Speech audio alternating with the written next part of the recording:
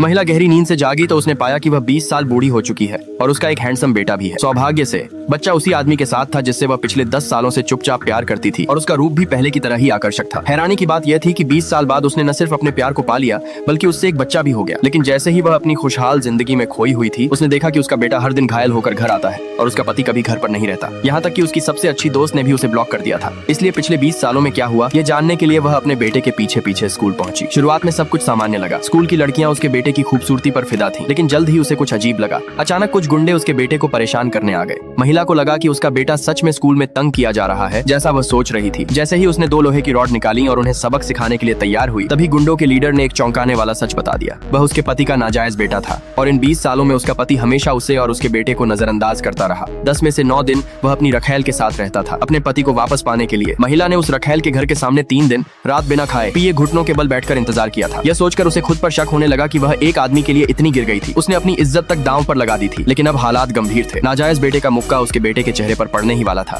तभी महिला ने तुरंत लोहे की रॉड से उसकी टांग पर वार कर दिया। इसके बाद जो हुआ वह तय था। सभी घायल होकर पुलिस स्टेशन पहुंच गए, लेकिन जब उसका पति वहां आया तो उसने सिर्फ नाजायज बेटे का साथ दिया, क्योंकि उसकी झूठी दया भरी बातें उसे ज्यादा सच लगी। रखैल का नाटक भी साफ था, फिर भी पति उसके झांसे में आ गया। उसने सबके सामने महिला को 1 लाख रुपए हर्जाना देने के लिए मजबूर किया, वरना तलाक की धमकी दी। लेकिन इस बार महिला का रवैया बिल्कुल अलग था। उसने साफ कह दिया, अगर तलाक चाहिए तो तलाक ही सही।